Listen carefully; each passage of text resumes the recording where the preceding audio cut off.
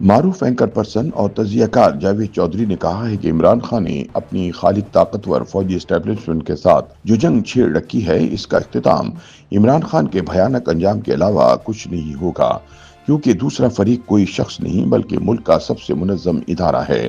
لہٰذا عمران خان اور P T I اس جنگ میں شکست کھا کر ایک دن غائب ہو جائیں گے، لیکن فوج کا ادارہ قائم رہے گا۔ اپنے تازہ سیاسی تجزیے میں جاوید چودھری کہتے ہیں کہ میں بار بار عرض کرتا آ رہا ہوں، یہ ملک فوج کے بغیر بچ نہیں سکتا اور جمہوریت کے بغیر چل نہیں سکتا، لیکن عمران خان اپنی خالق فوج کو شکست دے کر ملک چلانا چاہتے ہیں، جو ناممکن ہے۔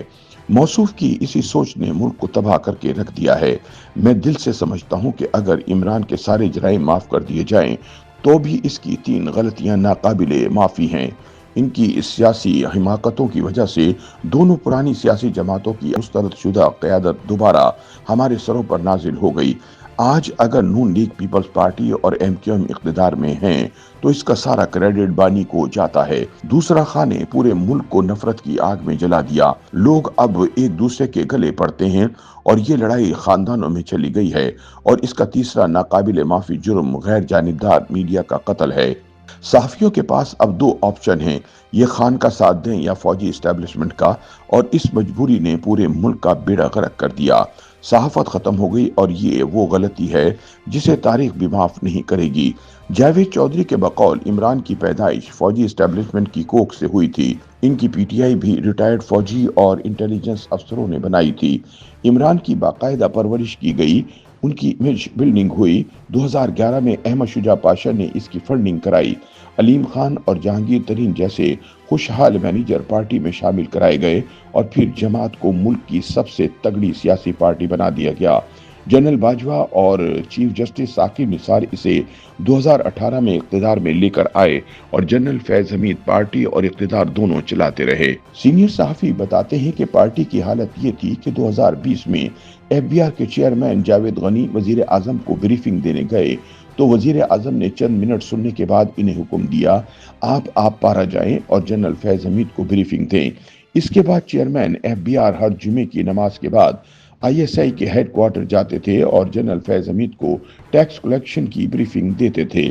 ایف بی آر کے ممبر ڈی جی اور بعض اوقات کلیکٹر تک کا فیصلہ جنرل فیض حمید کرتے تھے۔ یہ سلسلہ چلتا رہا، لیکن پھر عمران نے سعودی عرب جیسے ان ملکوں کو ناراض کر دیا جن کے بغیر پاکستان اپنی معیشت نہیں چلا سکتا تھا۔ دوسرا، وہ فوج کے سسٹم کے اندر گھس گئے اور انہوں نے جنرل فیض حمید کو پوری فوج کے سامنے کھڑا کر دیا۔ فوج پنجاب اور کے پی کے میں عثمان بزدار اور محمود خان جیسے نمونوں سے بھی تنگ تھی۔ سینئر صحافی کے مطابق اس زمانے میں وفاق میں بھی روزانہ کی بنیاد پر سرکس جاری تھی۔ چنانچہ فوج پیچھے ہٹ گئی اور عمران خان کی حکومت گر گئی، لیکن اس وقت بھی قومی اسمبلی اور سینٹ میں پی ٹی آئی کی اکثریت تھی اور پنجاب کے پی کے، آزاد کشمیر اور گلگت بلتستان میں اس کی حکومت تھی۔ بانی کو چاہیے تھا کہ یہ صبر کرتے اور فوج کو حد سے زیادہ بے عزت کرنے کی کوشش نہ کرتے تو 2-3 ماہ بعد یہ دوبارہ وزیر اعظم ہوتے، لیکن انہوں نے بدقسمتی سے ایک ایسی جنگ چھیڑ لی جس کا نقصان کے علاوہ کوئی فائدہ نہیں تھا۔ یہ جنرل باجوہ کو میر صادق اور میر جعفر کہتے رہے، انہیں نیوٹرل اور جانور بھی کہتے رہے۔ جاوید کے بقول فوج یہ بھی برداشت کرتی رہی۔ اس کی وجہ جنرل باجوہ کی ایکسٹینشن تھی۔ ایکسٹینشن کے بعد جنرل باجوہ کی مورل اتھارٹی ختم ہو گئی تھی اور فوج انہیں دل سے پسند نہیں کرتی تھی۔ چنانچہ بانی نے جب جنرل باجوہ کو برا بھلا کہنا شروع کیا تو فوج برداشت کرتی رہی، لیکن خان نے اسے فوج کی کمزوری سمجھ لیا اور یہ آگ کی شدت بڑھاتا چلا گیا۔ خان نے نئے چیف کی تقرری کو بھی متنازع بنا دیا۔ یہ اس کی دوسری بڑی غلطی تھی، لیکن اصل غلطی 9 مئی 2023 کا دن تھا۔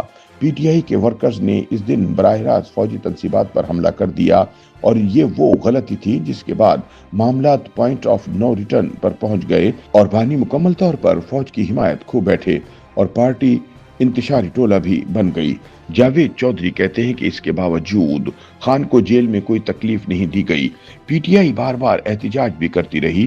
8 فروری کے الیکشن کے بعد بھی پارٹی نے 5 احتجاج کیے، بلکہ 5 بار وفاقی دارالحکومت پر چڑھائی کی اور فوج اسے بھی برداشت کرتی رہی۔ 24 नवंबर का एहतजाज भी पिछले एहतजाजों की तरह जैसे तैसे गुजर जाना था, लेकिन फिर वो वाकया हो गया जिसके बाद बर्दाश्त खत्म हो गई। 25 और 26 नवंबर की दरमियानी शब 2:45 बजे स्याह रंग की एक गाड़ी ने 3 रेंजर्स को कुचलकर शहीद कर दिया। ये सीधा सादा ऐलान जंग था, जिसके बाद ब्लू एरिया में ऑपरेशन क्लीन अप हुआ और 10 मिनट बाद पूरा डी चौक खाली था। तमाम गैरतमंद अपनी लीडरशिप बुशरा बीबी समेत गायब हो गए। अब सवाल यह है कि क्या 26 नवंबर की रात इस्लामाबाद में फायरिंग हुई थी?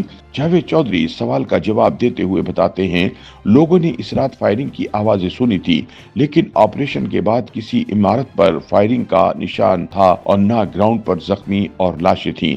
अगला सवाल यह है कि अगर फायरिंग हुई तो फिर इसके निशान और नुकसानात कहां गए? इसका जवाब यह है कि रेंजर्स के पास 2 किस्म की गोलियां होती हैं, एक प्रैक्टिस बुलेट्स जो डमी राउंड्स भी कहलाती हैं और दूसरी असल गोलियां जो कि देखने में आम गोलियों की तरह होती हैं।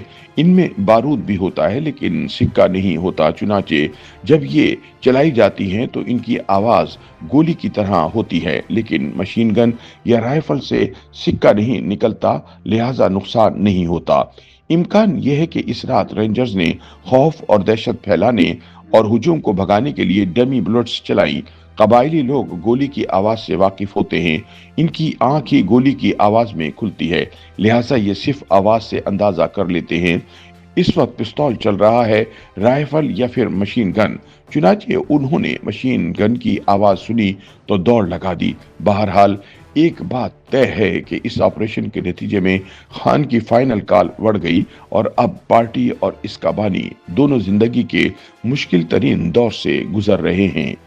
YouTube पर गूगली न्यूज देखने के लिए youtube.com की सर्च बार में गूगली न्यूज टीवी टाइप करें। गूगली न्यूज के पेज पर सुर्ख रंग के सब्सक्रिप्शन वाले बटन पर क्लिक करना ना भूलिए। YouTube पेज पर अपलोड होने वाली वीडियो से बाखबर रहने के लिए बेल आइकन पर क्लिक कीजिए। आपको हर नई वीडियो के बारे में नोटिफिकेशन मौसूल हो जाएगा।